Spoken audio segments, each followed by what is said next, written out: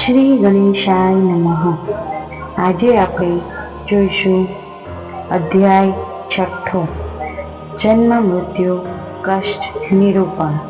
નમસ્કાર મિત્રો, આપણે જોઈ રહ્યા છે શ્રી કૃષ્ણ શ્યામ ચેનલ અને આજે હવે આપણે ગતાંકથી ચાલુ અધ્યાય 6 ગરુડ પુરાણ સાંભળીશું. અધ્યાય 6 જન્મ મૃત્યુ કષ્ટ નિરૂપણ. શ્રી ભગવાનના વચનો શ્રવણ કરી ગરુડે પુનઃ પૂછ્યું, હે ભગવાન, નરકના અપાર યાતના ભોગવ્યા પછી બીજો જન્મ લે છે તે વખતે માતાના ઉદરમાં કેવા દુઃખ ભોગવે છે તે જાણવાની મને ઉત્કંઠા છે. શ્રી ભગવાને કહ્યું, દેવરાજ ઇન્દ્રએ કરેલી બ્રહ્મ હત્યાનું પાતક રજોદર્શન મનાય છે. રજોદર્શનના પહેલે દિવસે સ્ત્રી ચાંડાલિની ગણાય છે, બીજે દિવસે ધોબણ મનાય છે. રજસ્વલા સ્ત્રીને પ્રથમ દિવસે સ્પર્શ કરવો નિષેધ કહેલો છે, કારણ કે પ્રથમ દિવસે જ સ્ત્રીના ઉદરમાંથી સ્ત્રીના રક્તમાં વીર્યના અંશ જણાય છે. 5 રાત્રિ પછી ગર્ભ કઠણ બોર જેવો દેખાય છે. ત્યારબાદ ક્રમે ક્રમે દેહની આકૃતિ ઘડાવા માંડે છે. પ્રથમ માસથી જ ત્રીજા મહિનાના અંત સુધી નખ, વાળ તેમજ છિદ્રો અને ચામડી બને છે. ચોથા માસ બાદ સપ્ત ધાતુની ઉત્પત્તિ થાય છે. 5મા માસે તે જીવને ભૂખ તરસ લાગે છે. 6થો માસ બેસતા એક પ્રકારની ઓરથી તે દેહ વીંટળાય છે. પછી તે શ્વાસ પણ લેવા માંડે છે. હવે સ્ત્રીની જમણી કોખે તે દેહનું હલનચલન થવા માંડે છે. 8મા માસે ખાધેલા અને પીધેલા પદાર્થોને લીધે તે સર્વ ધાતુઓ પુષ્ટ થાય છે. સ્ત્રીના ઉદરમાં દરેક જીવ ગંદકી અને વિષ્ઠામાં પડ્યો જ રહે છે, પરંતુ વિષ્ઠાના જીવો તેને કરડીને કષ્ટ આપે છે. જ્યારે જીવ બહુ દુઃખી થાય છે ત્યારે પીડા સહન ન થવાથી તે મૂર્છા પામે છે. વળી ગર્ભવતી માતાએ પ્રસંગોપાત ખારા, ખાટા, તીખા, ગરમ પદાર્થો આરોગ્યા હોય તેના રસનો ગર્ભને સ્પર્શ થતાં તેને અપાર વેદના થાય છે.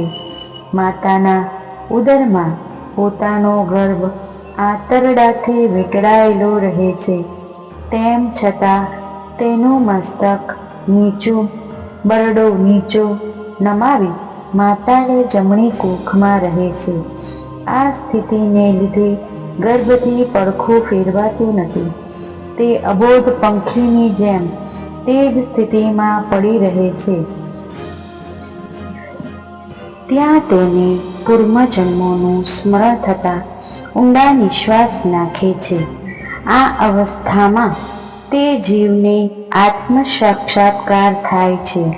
અંતે સપ્ત ધાતુરૂપી બંધનમાં બંધાયેલો તે જીવ દીનવાણીમાં પ્રભુને યાચનાભરી પ્રાર્થના કરે છે, હે કૃપાળુ, દયાના સાગર, હે પતિત પાવન, શરણે આવેલાની રક્ષા કરનાર, હે પ્રભુ, અહીંથી મારો છુટકારો થયા પછી હું માત્ર આપને જ ભજીશ. આપના નામ સ્મરણથી મોક્ષની પ્રાપ્તિ કરીશ. અહીં મારી દશા બહુ જ કફોડી છે. મળમૂત્રના દ્વારમાં પડેલો ને જઠરાગ્નિથી બળેલો હું હવે વધારે સમય અહીં નહીં રહી શકું. હું બહાર આવવા માટે તલસી રહ્યો છું. મને હવે સંસારના સુખ દુઃખ રૂપ ભાસે છે. એટલે હું હવે આપની ભક્તિ કરીને આપનો આશ્રય કરીશ અને આશ્રય કરીને દરેક કાર્ય કરીશ. હે ગરુડ, આમ ને આમ 10 માસ પૂરા થતાં તે પ્રાણીઓની મહાકષ્ટે માના ઉદરમાંથી બહાર આવે છે. પરંતુ બહાર આવ્યા પછી તે ગર્ભાવાસમાં થયેલું બધું જ જ્ઞાન ભૂલી જાય છે. જો જીવાત્માને તે જ્ઞાન યાદ રહે તો તે ભૂલી ન જાય તો તે માયાના બંધનમાં બંધાતો નથી. પરંતુ જો તે માયામાં ફસાયો તો તે બાલ્યાવસ્થામાં જ દુઃખી થઈ જાય છે. પછી યૌવના અવસ્થા આવતા તે દ્રવ્ય પેદા કરવામાં અને તરુણી સાથે વિષય ભોગ કરવાની લાલસામાં ભગવાનને પણ યાદ કરતો નથી. તેમાં જો તેની આશાઓ અધૂરી રહે, મનના મનોરથ ફળે નહીં, તો તે બહુ જ શોક કરે છે અને તે માટે ભગવાનને દોષી ઠેરાવે છે. મનુષ્યના જીવનની 3 અવસ્થાઓ છે: બાળપણ, યૌવનાવસ્થા અને વૃદ્ધાવસ્થા. આમાં બાળપણ તો ખેલકૂદમાં જાય છે, પરંતુ યૌવનાવસ્થા આવતા મનુષ્યનો સમય દ્રવ્ય ઉપાર્જનમાં અને જાત જાતના ભોગો ભોગવવામાં વ્યતીત થાય છે. ત્યારે ભક્તિ કરવાનું તેને સૂઝતું નથી. હે ગરુડ, મહામૂલો ને અતિ દુર્લભ માનવ દેહ મળ્યો હોવા છતાં તેની કિંમત તેને ન સમજાવવાથી તે જીવન વ્યર્થ વેડફી નાખે છે. બાલ્યાવસ્થા, પછી યૌવનાવસ્થા અને પછી અત્યંત કઠિન વૃદ્ધાવસ્થા આવે છે. તે અવસ્થામાં મનુષ્ય આદિ વ્યાધિ ઉપાધિ ને લીધે અત્યંત કષ્ટ પામી હાય હાય કરતો નર્ક માર્ગે જાય છે. તેના મૃત્યુ પછી જો તેની પાછળ મરણોત્તર ક્રિયાઓ શ્રાદ્ધાદિ ન થાય તો તેને નરકવાસ મળે છે. ઇતિ શ્રી ગરુડ પુરાણે સારોદ્વારે જન્મ મૃત્યુ કષ્ટ નિરૂપણ નામનો 6ઠ્ઠો અધ્યાય સમાપ્ત. અધ્યાય 7 પ્રેત સંસ્કાર વિધિ.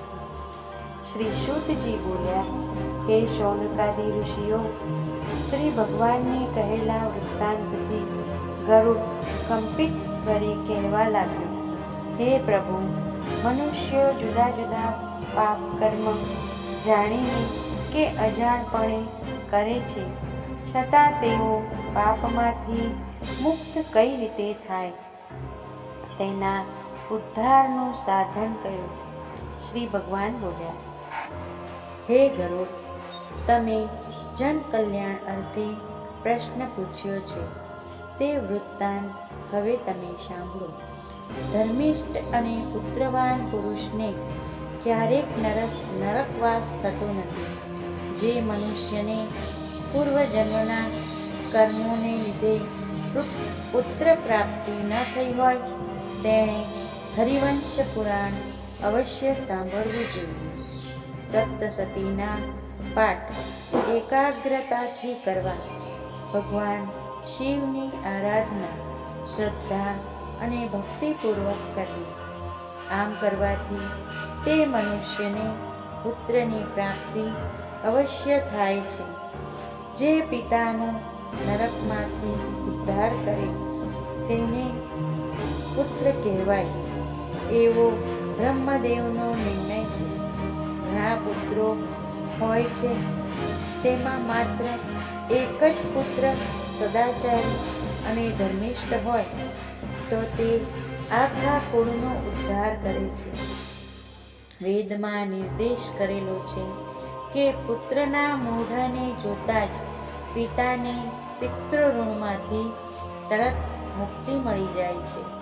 જો પિતા પોતાના પુત્રના પણ પુત્રનું મુખ જોવા ભાગ્યશાળી બને તો તે આ લોક, દેવલોક અને પિતૃલોકમાં ઋણમાંથી મુક્ત થાય છે અને તે સપરિવાર ઉત્તમ યશ પ્રાપ્ત કરે છે. જો પુરુષે સ્વજ્ઞાતિની સ્ત્રી સાથે વિધિથી લગ્ન કર્યા હોય, તેનાથી પુત્ર પ્રાપ્તિ થઈ હોય તો તે પુત્ર ઉત્તમ ગતિ આપનાર નીવડે છે. પરંતુ જે સ્ત્રી સાથે લગ્ન ન કર્યા હોય અને તેનાથી પુત્ર પ્રાપ્તિ થઈ હોય તો તે પુત્ર નરકમાં જ વસવાટ કરાવે છે. બીજી જાતિની સ્ત્રીથી થયેલો ઔરસ પુત્ર જો મૃત્યુ બાદ શ્રાદ્ધાદિ કર્મ કરે, પાછળ દાન પુણ્ય કરે તો માતા પિતાની અવશ્ય સ્વર્ગની પ્રાપ્તિ થાય છે. જો મૃતકની પાછળ અન્ય કોઈ પણ શ્રાદ્ધાદિ કર્મ કરે તો પિશાચને પણ સ્વર્ગની પ્રાપ્તિ થાય છે. આ માટે એક દ્રષ્ટાંત જાણવા જેવું છે. ચાલો સાંભળીએ. પૂર્વે મહાદેવપુર નામના રમણીય નગરમાં બબ્રુવાહન નામે પ્રતાપી પ્રજાપાલક અને ધર્માત્મા રાજા થઈ ગયો. એક દિવસ બબ્રુવાહન રાજા મૃગયા અર્થે એક સુરમ્ય વનમાં ગયો. રાજાને મૃગનો શિકાર કરવો હતો, તેથી ચારે તરફ જોતો રહ્યો. એવામાં એક મૃગ નજરે પડતા જ તેણે બાણ માર્યું. મૃગને બાણ વાગ્યું તો તે જરાય ચિત્કાર ન કરતા બાણ સાથે ક્યાંક અદૃશ્ય થઈ ગયું. તે મૃગની પાછળ ગયેલા રાજાને માર્ગમાં મૃગના જખમમાંથી લોહીના ટીપા પડેલા દેખાયા. તેનો પીછો કરવા જતા રાજાને આકસ્મિક બીજા વનમાં આવી ગઈ. હવે તાપથી અને થાકથી શ્રમિત થયેલો રાજા બહુ તૃષામાં તરસવા લાગ્યો. તેથી જળાશયની શોધ કરતા એક ઠેકાણે સુવાસિત કમળથી વ્યાપ્ત એક તળાવ તેને જોવામાં આવ્યું. રાજાએ તેમાંથી પાણી પીધું. પછી તે કિનારે આવેલા વિશાળ વટવૃક્ષની છાયામાં આરામ કરવા બેઠો. એવામાં કેટલાક પિશાચોની ટોળી ત્યાં આવી. તે રાજાને ટગર ટગર જોવા લાગી.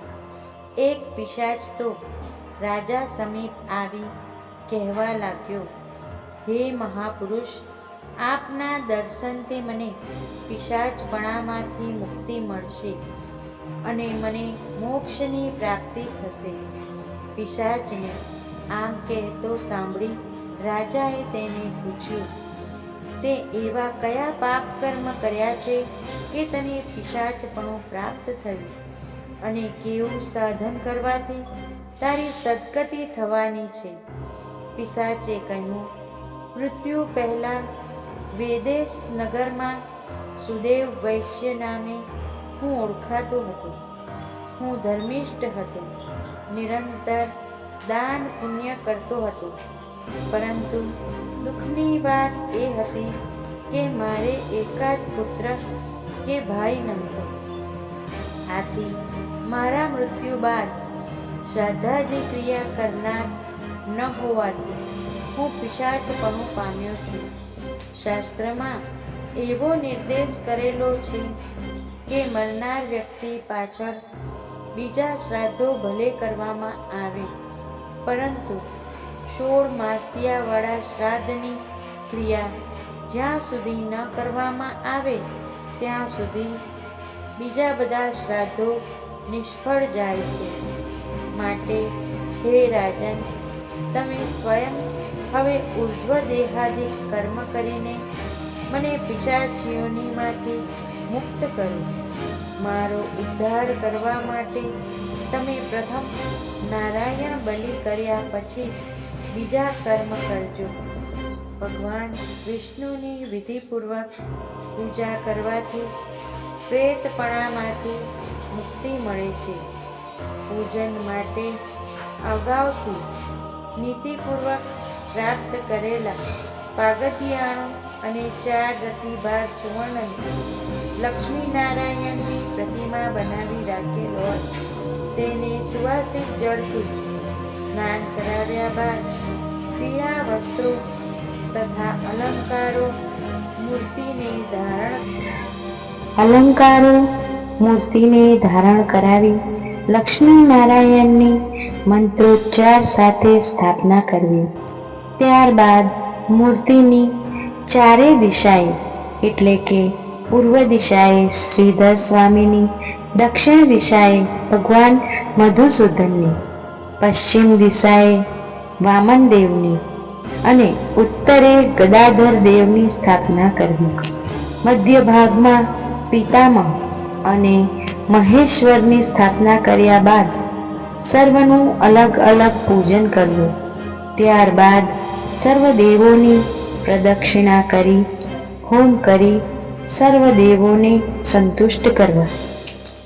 વિશ્વદેવને દૂધ, દહીં, ઘી આદિ ઉત્તમ પદાર્થોની આહુતિ અર્પીને તર્પણ કરવું. ત્યારબાદ પૂજકે પવિત્ર જળથી સ્નાન કરી શુદ્ધ થઈ ભગવાન લક્ષ્મીનારાયણની પ્રતિમા સમક્ષ ઉર્ધ્વ દેહાદિક ક્રિયા ભક્તિપૂર્વક કરવી. ત્યારબાદ શ્રાદ્ધો તથા વૃષોત્સર્ગ કર્યા બાદ ઉત્તમ બ્રાહ્મણોને પાત્રોનું દાન કરવું. ત્રયોદશા દાન તેમજ શૈયાનું દાન કર્યા બાદ પૂજકે ઉદક કુંભ દાન કરવું. પિશાચે કહેલું સર્વ વૃત્તાંત સાંભળીને રાજાએ પ્રશ્ન કર્યો, હે પિશાચ, આમાં મને ઉદક કુંભના દાનની સમજણ ન પડી. પિશાચે કહ્યું, ઉદક કુંભના દાનથી સર્વ પ્રકારનું અશુભ અને દુર્ગતિનો ધ્વંસ થાય છે. આમાં સોનાના એક કળશમાં બ્રહ્મા, વિષ્ણુ, મહેશ તથા લોકપાલોના અલગ અલગ મંત્રોથી આવાહન કરીને રાખવા. એ સુવર્ણ કળશમાં દૂધ અને ઘી ભરીને તે કળશ વિષ્ણુ ભગવાનની પ્રાર્થના સાથે બ્રાહ્મણે દાનમાં આપી દેવો. આ રીતે કરેલું કુંભદાન પિશાચનો ઉદ્ધાર કરે છે. આમ કહી પિશાચે રાજાને કેટલાક કિંમતી રત્નો આપ્યા. પછી રાજાને નમન કરી તે અદૃશ્ય થઈ ગયો. પછી રાજાએ પોતાના મહેલે જઈ તે પિશાચના ઉદ્ધાર અર્થે ઉર્ધ્વ દેહાદિ કર્મ સહિત કુંભદાન કર્યું ને પરિણામે તે પિશાચનો ઉદ્ધાર થયો. મનુષ્યના પોતાના કલ્યાણ અર્થે યથાશક્તિ દાન કરતા રહેવું જોઈએ. બુદ્ધિમાન મનુષ્યએ આ નાશવંત કાયાનો ભરોસો ન કરતા પોતાનું સ્વાસ્થ્ય સારું હોય, પોતે નિરોગી હોય એવી અવસ્થામાં સત્કર્મો કરવા, દાન કરવા.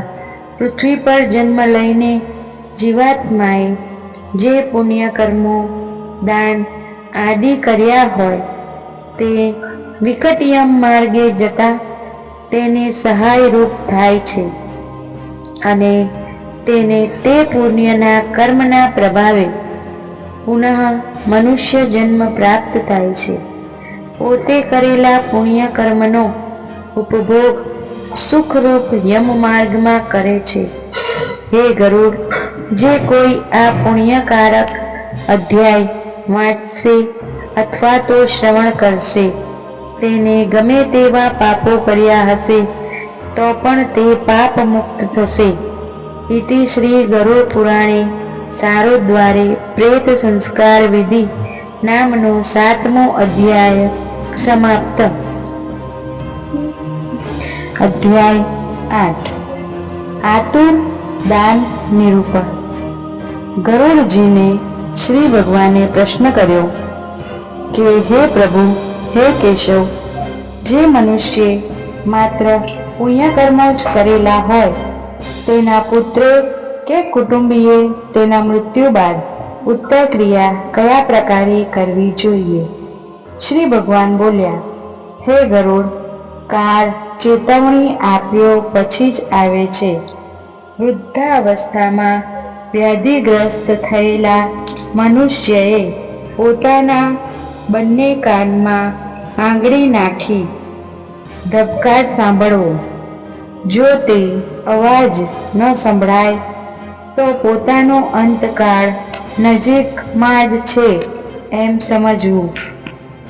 પછી તેણે સ્નાન કરી શાલિગ્રામને પૂજવા અને નૈવેદ્ય ધરાવવો.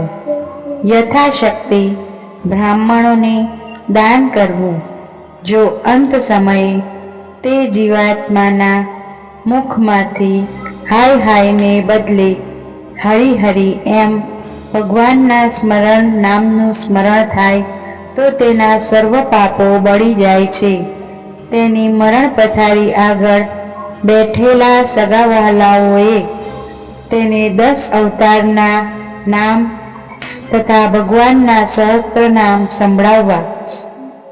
જેના મુખમાં ભગવાનનું નામ રહે તેના માટે યમરાજ ધર્મરાજ પ્રસન્ન થઈ પોતાના દૂતોને આજ્ઞા આપે છે કે જે જીવાત્મા અંત સમયે ભગવાનનું નામ બોલતો હોય કે સાંભળતો હોય તેને સ્પર્શ કરવો નહીં, પણ જે હાય હાય કરતો હોય તેને મારી પાસે લઈ આવજો.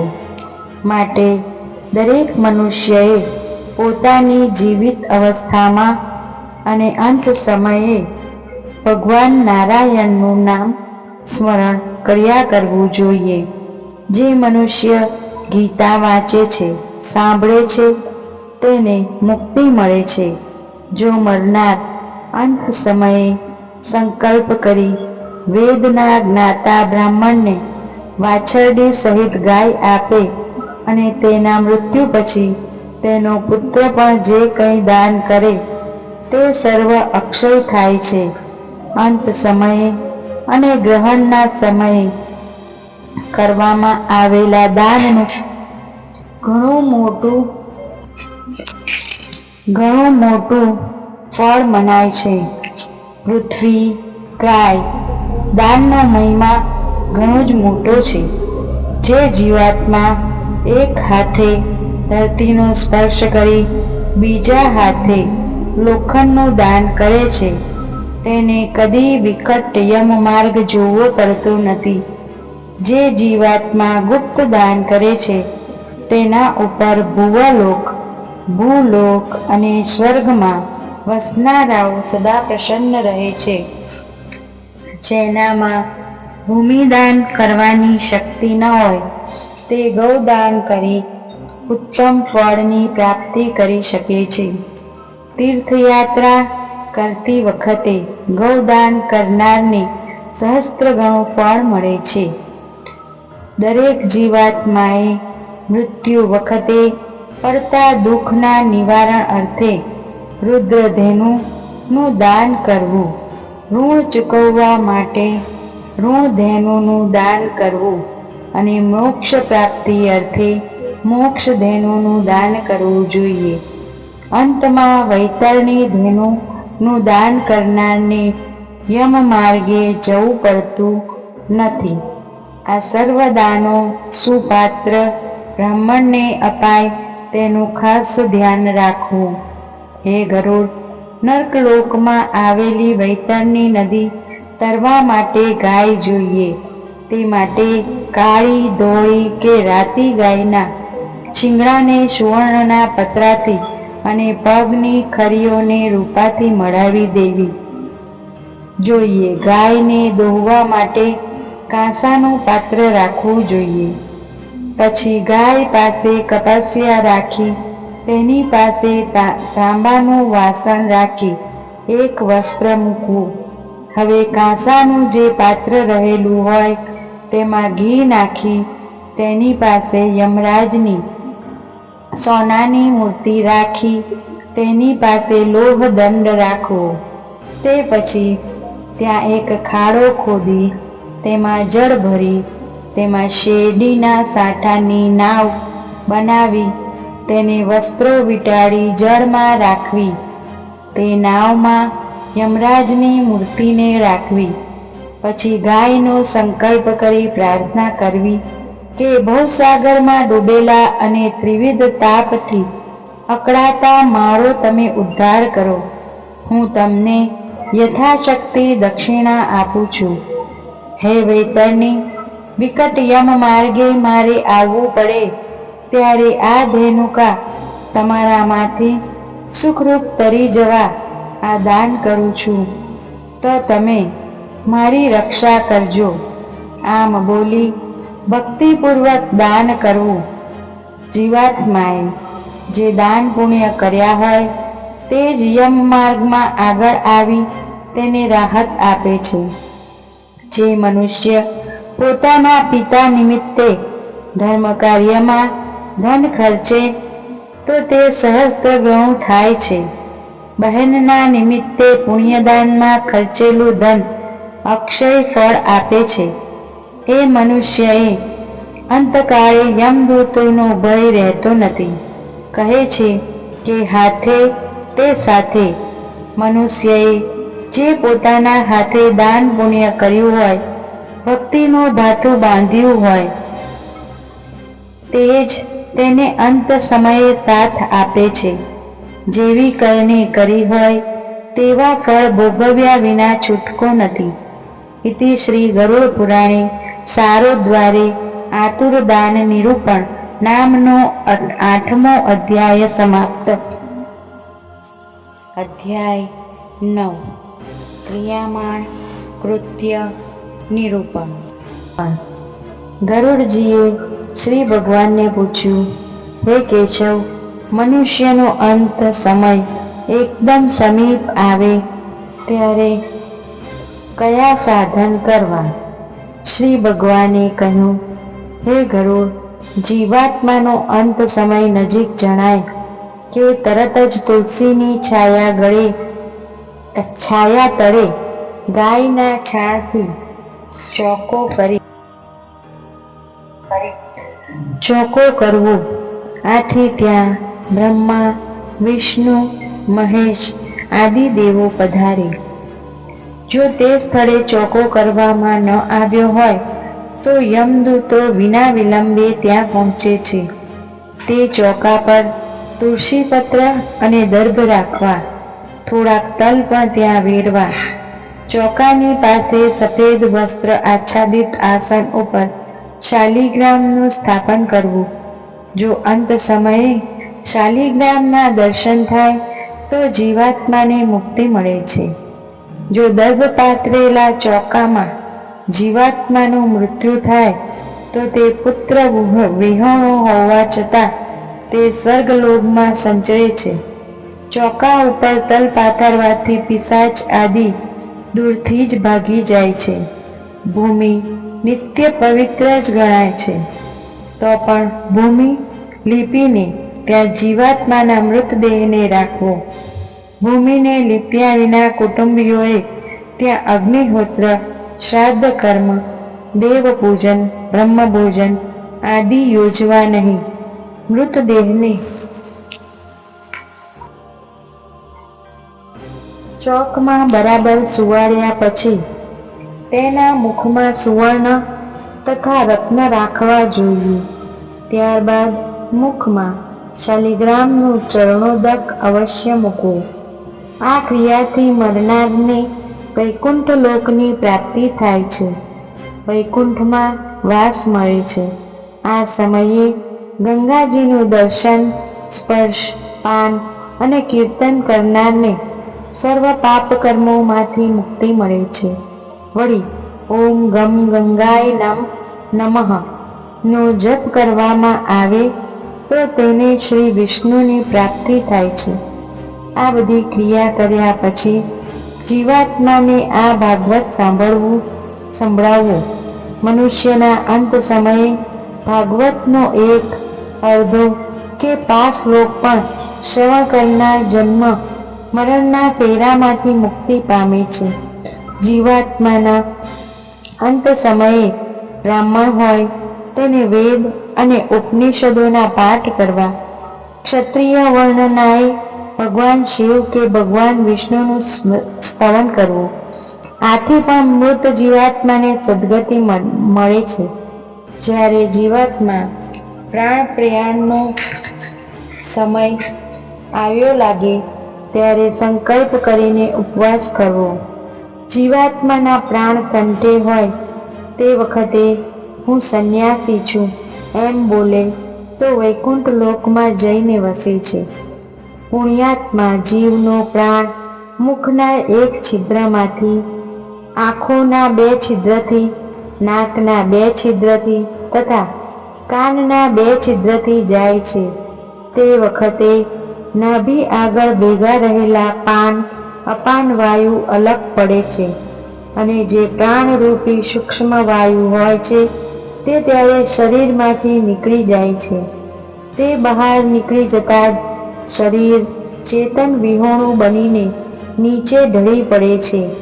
હવે તે શરીર અસ્પૃશ્ય અને દુર્ગંધયુક્ત બને છે. પછી એ નિર્જીવ દેહને અગ્નિદાહ દેવામાં આવે ત્યારે બળીને રાખ બની જાય છે. દેહમાંથી પ્રાણ નીકળી જાય છે એટલે પંચ તત્વો પૃથ્વી, જળ, તેજ, વાયુ, આકાશ આ તત્વો તેમાં ભળી જાય છે. ત્યારબાદ ઇન્દ્રિયો યુક્ત અને શબ્દાદી વિષયોથી વીંટળાયેલો જીવ પોતાના કર્મથી પ્રાપ્ત થયેલા દેહમાં પ્રવેશ કરે છે. જન્મ મરણની ઘટમાળ ચાલ્યા જ કરે છે. પરંતુ મનુષ્ય દેહ જે મહામોંઘો કહેવાય છે તેને સાર્થક કોઈ કરતું નથી. તે તો ધર્મ અને પુણ્યદાનથી જ કૃતકૃત્ય થઈ શકે છે.